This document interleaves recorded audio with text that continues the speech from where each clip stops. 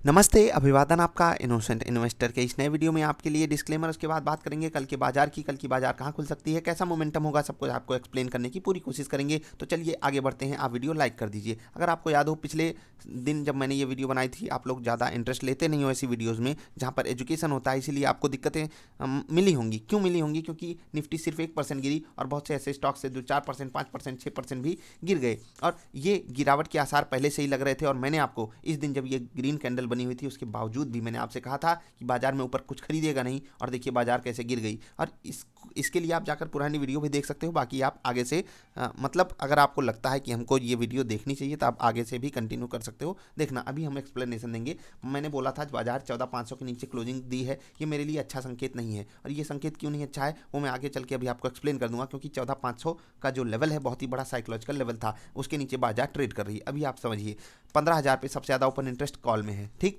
14,000 पे सबसे ज़्यादा ओपन इंटरेस्ट पुट में है। इसका मतलब 15,000 सबसे बड़ा रेजिस्टेंस और 14,000 सबसे बड़ा सपोर्ट अभी के सिनारियो में है। बाजार एकदम बीचों बीच खड़ी है। इसका मतलब क्या है कि जिस तरफ चलेगी एक ट्रेंड बन सकता है बाजार के लिए। और ट्रेंड का मतलब क्या है?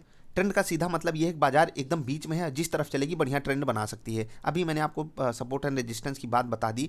कहाँ पर? ऑप्शन डेटा के हिसाब से। ऑप्शन डेटा का इंटरनल एनालिसिस मैं आपके सामने रख रहा हूँ, बहुत ध्यान से समझिएगा। बाजार खुलने के आसार कहाँ पर हैं वो भी मैं आपको बताऊंगा। लेकिन अगर बाजार 14,500 के आसपास जाती है, वहाँ पर एक बार फिर से सेलिंग प्रेशर इसके ऊपर आएगा, जिस हिसाब से ऑप्शन डेटा बनकर आ रहा है। यानी कि 14,500 जब तक पार ना करे बाजार, अब आपको खरीदारी करने की बिल्कुल जल्दबाजी नहीं दिखानी है, किसी भी कीमत पे नहीं दिखानी है। 14,500 को डिसाइसिव क्लोजिंग मिलनी चाहिए, 15 मिनट वाली क्लोजिंग परफेक्टली होनी चाहिए, तभी आप वहाँ पर कोई पॉजिटिव ट्रेड लेने के लिए सोचिएगा। उससे पहले बाजार में अभी हमें मेरा सेंटिमेंट नेगेटिव है, ध्यान दीजिएगा। बाजार कल कहाँ खुलेगी उसका डिस्कशन करेंगे, उससे पहले एफआईआई और डीआईआई का डेटा डिस्कस करना बहुत जरूरी है। दोनों ने 950 करोड़ का ट्रांजैक्शन किया, ठीक है, 950 करोड़ का। डीआईआई बेच रहे हैं काम धंधा छोड़ करके, वो बिकवाली करने में लगे हुए हैं। एफआईआई खरीद रहे हैं काम धंधा छोड़ करके। लेकिन दिक्कत यही है, जैसे कि मैंने कहा था, यहाँ पर मुझे डेटा कैसे बन रहे थे कि एफआईआई क्या खरीद रहे हैं? पुट खरीद रहे हैं। अभी भी वो पुट ही खरीद रहे हैं। इसका मतलब बाजार ऊपर से 100-150 पॉइंट गिर भी गई, लेकिन फिर भी उनका जो मतलब बिहेवियर है ना, वो उसी तरफ का है जिस तरफ मैंने आपको पहले भी बताया हुआ है। पुरानी वीडियोज़ को देखेंगे, आपको बातें समझ में आएंगी।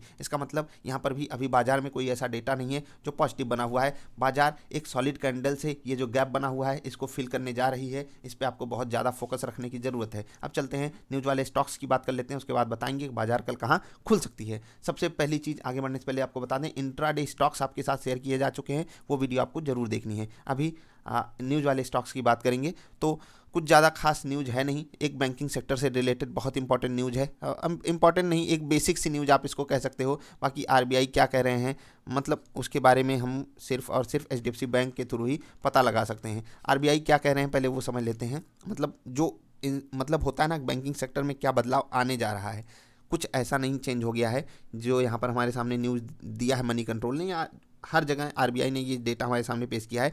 आपको दिखेगा RBI set the bank loan growth hit 9 month high. अब ये 9 मंथ हाई हिट करना ही था, इसमें कोई नई बात नहीं है। बैंकिंग सेक्टर इसको पहले ही बचा चुका है। मुझे नहीं लगता कि बैंक इस वक्त निफ्टी को बचाने के मूड में है, वो नहीं बचा पाएंगे। और यहाँ पर मैं बात एचडीएफसी बैंक की क्यों कर रहा था, क्योंकि उसने रिजल्ट जो है बेहतरीन पेश किया है। और एक टॉप क्वालिटी बैंक से, एक टॉप क्वालिटी स्टॉक से ऐसी एक्सपेक्टेशन होती है। इसीलिए अगर कोई एक सेंटिमेंट हो सकता है पॉजिटिव साइड, तो वो एचडीएफसी बैंक के थ्रू आ सकता है। और अगर बाजार को कोई इस वक्त बचा सकता है, बैंकिंग सेक्टर का राजा एचडीएफसी बैंक ही है। इस पे आपको फोकस जरूर बनाकर रखना है। इवन आप इंट्राडे पैटर्न पे इस पे भी ट्रेड कर सकते हो। अभी अगले स्टॉक की बात करें, स्पाइस जेट और इंटरग्लोब एविएशन, इन दोनों स्टॉक के लिए एक नॉर्मल सी न्यूज़ है, कुछ खास है नहीं। इनका डेटा आया हुआ है कि पैसेंजर की संख्या कैसे ऊपर नीचे हुई है और ओवरऑल इनका मार्केट शेयर किस तरीके से ऊपर नीचे हुआ है। इंटरग्लोब एविएशन में कोई फर्क नहीं पड़ा है। स्पाइस जेट में थोड़ी सी कमी आई है, 13.2% के मुकाबले इनका जो मार्केट शेयर है वो 13% पे आया है। थोड़ी सी यहाँ पर नेगेटिव न्यूज़ है। बाकी इन दोनों खबरों को आप